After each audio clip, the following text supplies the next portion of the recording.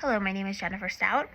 I will be presenting Module 5's assignment for teaching strategies in nursing education for Dr. Mason's course.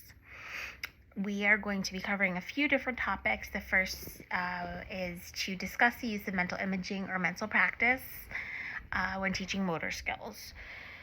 So to start, mental imaging or practice is a cognitive technique that can enhance motor skills, learning, and performance. It involves the mental rehearsal of motor skills without the physical movement associated with it. Mental practice can be used to teach a variety of motor skills, from things as simple as grasping a pen, or something as complex as playing a musical instrument. The use of mental practice has been found to be very effective in enhancing motor learning in a number of different settings, including sports, rehabilitation, and of course clinical practice. Research has shown that mental practice can be just as effective as physical practice, and in some cases even more so when it comes to improving the accuracy and consistency of motor skills. A distinct advantage of using mental practice is that you can use it when situations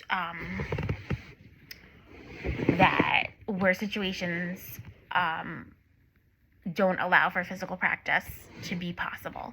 So mental practice can be used also to help individuals who have physical disabilities or limitations, and helping them learn new motor skills or to improve upon their existing abilities. When teaching motor skills using mental practice, it's important to make sure that the mental imagery is as vivid as possible, and to incorporate other sensory information, including visual or auditory, that are associated with the movement.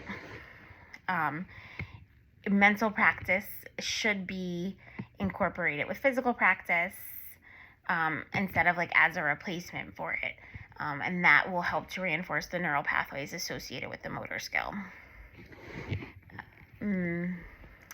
Mental imaging or mental practice can be a very powerful tool in teaching motor skills. By using these mental practices and incorporating them into training programs, educators can help individuals learn new skills quickly and effectively and improve their performance in a bunch of different settings. The second topic is we were asked to describe a clinical situation that could be translated reasonably into a simulation, and what psychomotor and cognitive skills would be achieved, and just to discuss the role of the educator as well as the debrief. So a good idea for a clinical situation that could be easily transmitted or reasonably transmitted into simulation would be of a patient who is having a cardiac arrest. This type of stimulation would be most appropriate as a high-fidelity simulation, which replicates the actual environment and equipment that would be used in real time during a resuscitation. In this simulation, the learner would be expected to achieve both psychomotor and cognitive skills. The psychomotor skills would be to effectively perform the CPR techniques, use the AED appropriately, and effectively communicate with the other members of the resuscitation team or those present at the code. And the cognitive skills would include the ability to recognize the signs and symptoms of cardiac arrest, identify any underlying causes of the arrest, and to select, of course, the appropriate intervention based on the current and updated guidelines. The role of the nurse educator would be to facilitate the simulation, provide instruction and feedback to learners, and also to facilitate debrief. As the nurse educator, I would ensure that the simulation equipment is working and that the environment is set up appropriately and that it's conducive to learning. I would also observe the simulation and provide real-time feedback to learners, such as correcting their technique, making sure a proper technique was being used, and also to encourage effective and proper communication among the members of the resuscitation team. Important things to include in the debrief would be a review of the scenario, like what occurred, the key events that occurred during the simulation, as well as like what actions the learners took and what happened as a result of those actions. I'd also ask that during the debrief that there was self-reflection, ask the learners like what did they learn from this activity, and like what did they think they did well, and what areas could they improve upon. And I would also give feedback and guidance, saying what my thoughts were on what went well and what could be improved upon for future CPR resuscitation. And then finally, like, we would discuss the best practices for responding to a cardiac arrest, including like the current guidelines and interventions, and to see if what happened during the simulation was in line with that.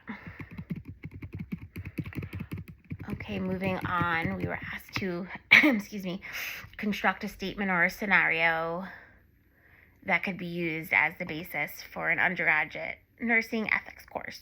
So I chose the statement that healthcare providers have a right to refuse to participate in medical procedures that conflict with their personal, moral, or religious beliefs. The scenario that I'm thinking of would be a nurse is working in the ER and she's asked to assist with an abortion procedure for a patient who was the victim of a sexual assault.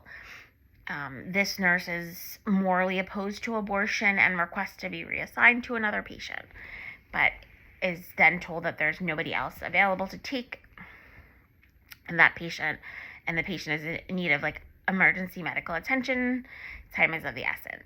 So the question for debate would be then, should healthcare workers have the right to refuse to participate in medical procedures that conflict with their personal, moral, ethical, or religious beliefs, even if it means delaying or denying patient care, or delaying patients who need emergency treatment?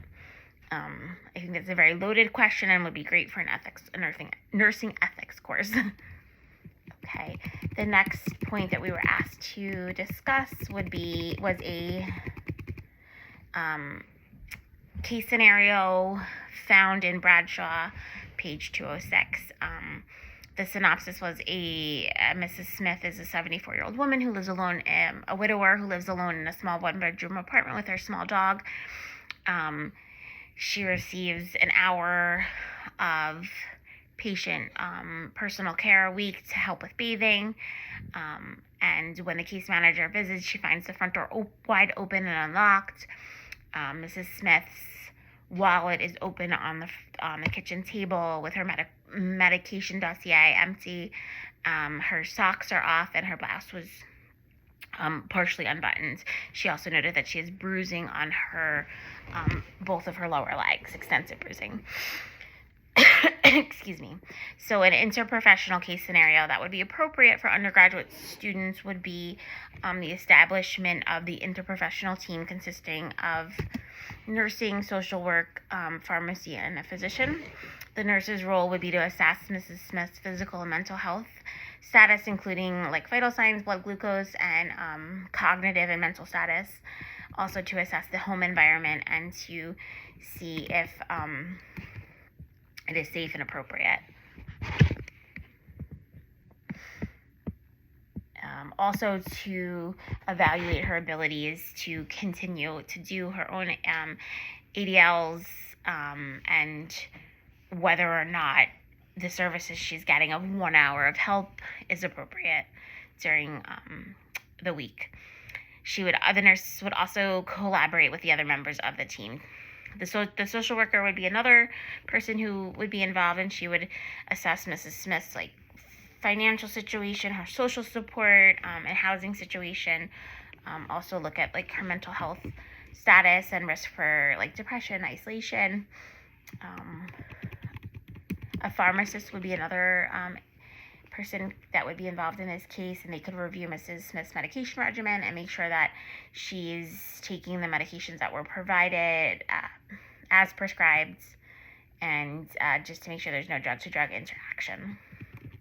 And final person involved in this interdisciplinary team would be the physician, and the physician would assess as well the Mrs. Smith's medical condition and give any additional or changes to the medical treatment that she's currently having.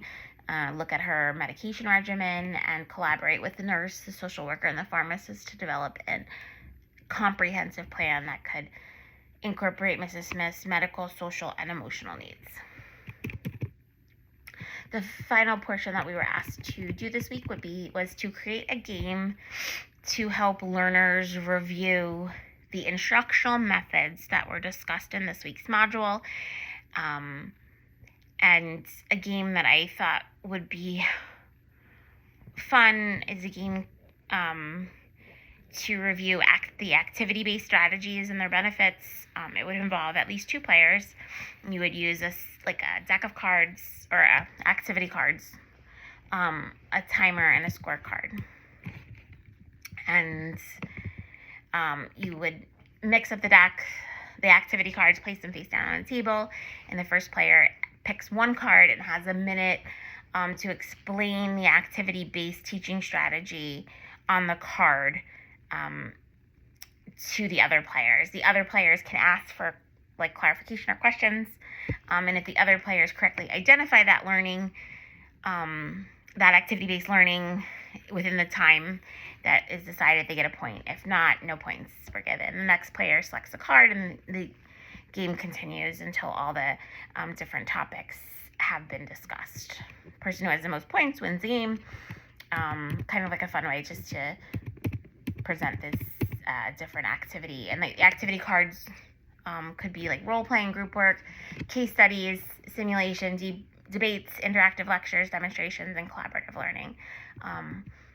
Those would be all the different cards that people would be trying to give clues about without actually saying the name of the learning technique. And that using this could increase student engagement, reinforce critical thinking, give a hands-on learning experience, and fosters collaborative and teamwork, and game-based activity are usually really fun for everybody involved. It's a fun and interactive way to learn. That is all that I have for this week's assignment. Thank you for listening. I appreciate your time. Thank you.